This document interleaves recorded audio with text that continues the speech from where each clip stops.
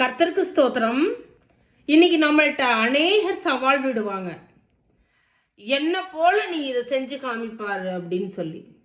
போட்டியில சவால்களை பார்க்கலாம், வியாபாரத்துல சவால்கள், இன்னும் நம்ம கரியர்ல அநேக சவால்களை சந்திக்கலாம், எக்ஸாம்ல சவால், கிளாஸ் ரூம்ல சவால், இது மாதிரி அநேக சவால்கள். இன்னைக்கு ஒரு சவாலை நம்ம பார்க்கலாம். அது யார்கிட்ட அந்த சவால் வருது அப்படின்னா, எப்பாப்பிரா அப்படிங்கிற ஒரு நபர். இந்த எப்பாப்பிரா எப்படிப்பட்டவர்னா, கொலேசேயர் சபையை நிறுவனவர்.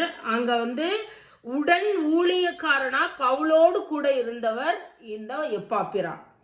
பவுலோடு கூட சேர்ந்து சிறைவாசம் சென்றவர், ஜெயில பவுலோடு கூட கஷ்டப்பட்டவர் எப்பாப்பிரா.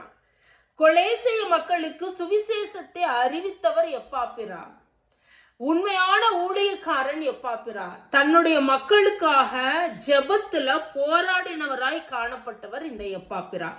வேதத்துல இவரை குறிச்சு பார்க்கலாம். கொலேசையர் 4வது அதிகாரம் 12வது வசனம்.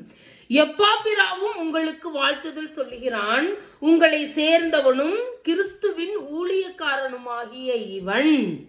நீங்கள் தேவனுக்கு சித்தமானவைகள் எல்லாவற்றிலும் தேறினவர்களாயும் பூரண நிச்சயம் உள்ளவர்களாயும் நிலை நிற்க வேண்டும் என்று தன் ஜெபங்களில் உங்களுக்காக எப்பொழுதும் போராடுகிறான். இன்னைக்கு நம்ம ஜெபத்துல எப்படிப்பட்ட போராட்டம் போராடுறோம்? அது வேணும், இது வேணும், எனக்கு அந்த காரியத்துல எனக்கு ஒரு பதில் சொல்லுங்க, இப்படித்தான் நம்ம ஜெபத்துல போராடுறோம். ஆனா இந்த எப்பாப்பிரா தன்னுடைய மக்களுக்காக தேவனுக்கு சித்தமானவைகள் எல்லாவற்றிலும் தேறினவர்களாயும் பூரணர்களாயும் நிலை நிற்கும்படிக்காக தன்னுடைய மக்களுக்காக அவர் ஜெபத்துல போராடுகிறார். பழைய ஏற்பாடுகள்ல யாக்கோபு ஜெபத்துல போராடி மேற்கொள்கிறத பார்க்கிறோம்.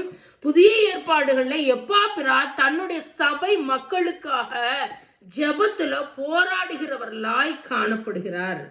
இன்றைக்கு நம்ம எத்தனை பேருக்காக ஜெபத்துல போராடுகிறவர்களாய் காணப்படுகிறோம்? எப்பாப்பிரா நமக்கு ஒரு சவால். Praise the Lord.